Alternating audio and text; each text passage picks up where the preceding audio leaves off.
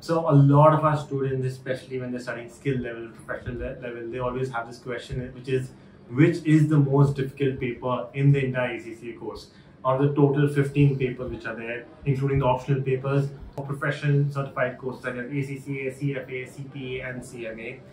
A little bit about me, I'm the product manager here. I design the courses as well, and I make a lot of informative videos like this. Coming back to the question, which is the most difficult paper in ACCA? And obviously everyone has their own opinion.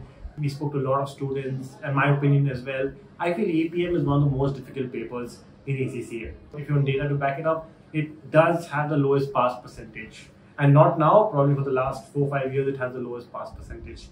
So guys, I remember giving my APM papers as well, and anyone who goes on APM paper, anyone who exits the APM paper, right, everyone has a smile on their face.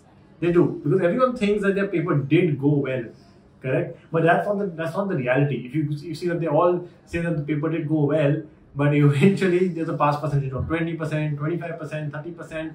That just shows how the paper is designed. Let's start with a couple of points. Firstly, not everyone is familiar with costing. Costing, the way they question you about costing in APM, and in fact for PM also, is very different from the way they question you in costing in the Indian papers, like in math, BCom, and all those things. So students get very confused over there. Bigger issue in APM or PM is it's an entire case study. It's like a mini MBA. Correct? They give you a case study and they want your opinion. And your opinion matters. So my answer can be different, and my partner's answer can be different, and we both can be right and we both can be wrong as well. Correct? You have to use your opinion. They might ask you about KPIs and CSFs and different models, but you have to make sure that you use that model. You don't have to explain the Porter's 5 forces model. You have to make sure that using the Porter's 5 forces model, how do I solve this solution? Correct? Another issue is that we generally, in culture, we like to write very long answers. But in APM, when they ask you for something, just give them what they ask for. Okay, I remember in my paper that critically evaluate the situation. And when they say critically evaluate the situation, that means that you just have to write the disadvantages. But my friend, he went and he told me that I wrote 4 sides, and he was very happy after the paper. I had written only 1 side on that page, and because I stuck the point. The moment you go beyond, the examiner thinks that you didn't understand the question itself. It relates to all the papers. Just give them exactly what they want. Don't give them extra. Don't give them advantages and disadvantages if they've asked for critical evaluation of a current situation.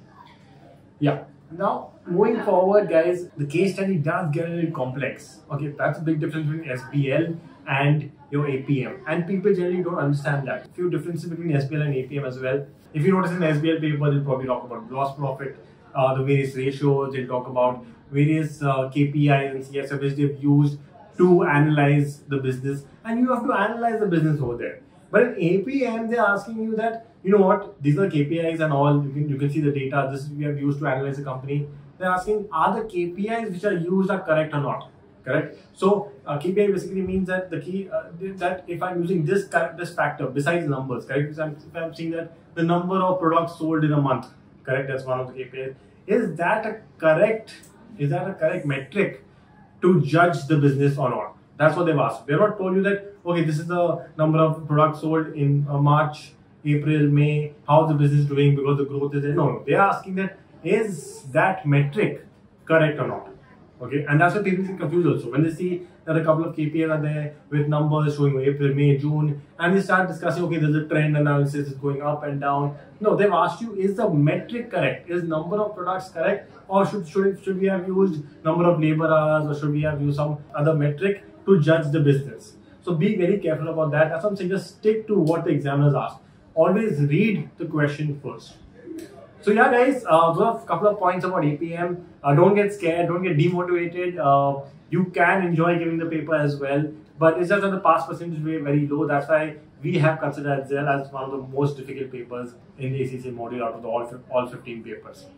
So yeah guys, we keep creating such videos.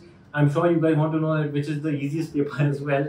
But we keep creating such videos about ACCA, CFA, CMA, and CPA. If you guys have any doubts, please feel free to mention in the comment section, and we'll probably create a video in the coming weeks related to it.